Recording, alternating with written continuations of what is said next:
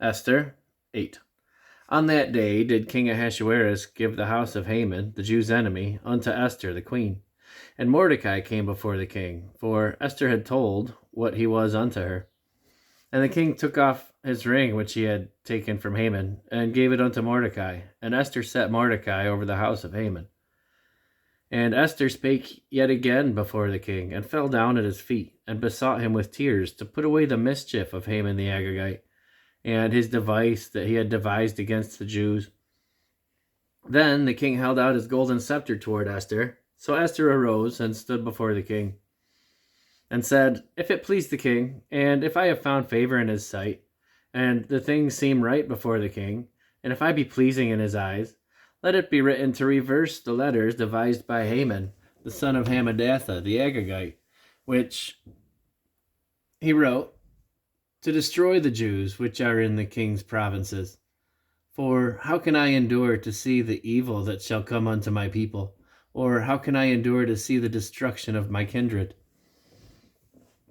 Then the king Ahasuerus said unto Esther the queen, to Mordecai the Jew, and to Mordecai the Jew, Behold, I have given Esther the house of Haman, and him they have hanged upon the gallows, because he laid his hand upon the Jews. Write ye also for the Jews, as it liketh you, in the king's name, and seal it with the king's ring. For the writing which is written in the king's name, and sealed with the king's ring, may no man reverse.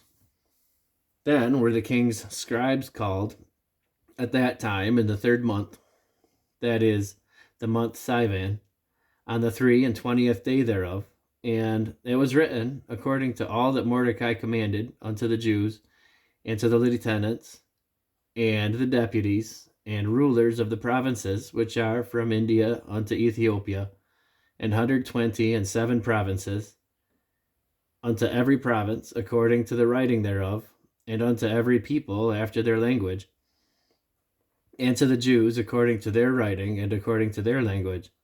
And he wrote in the king Ahasuerus' name, and sealed it with the king's ring, and sent letters by post on horseback, and riders on mules, camels, and young dromedaries, wherein the king granted the Jews which were in every city to gather themselves together, and to stand for their life, to destroy, to slay, and to cause to perish all the power of the people and province that would assault them, both little ones and women, and to take the spoil of them for a prey.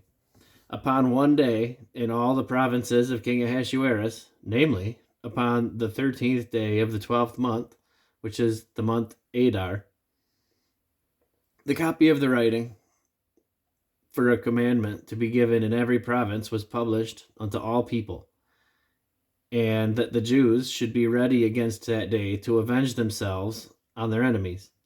So the posts that rode upon the mules and camels went out, being hastened and pressed on by the king's commandment. And the decree was given at Shushan the palace.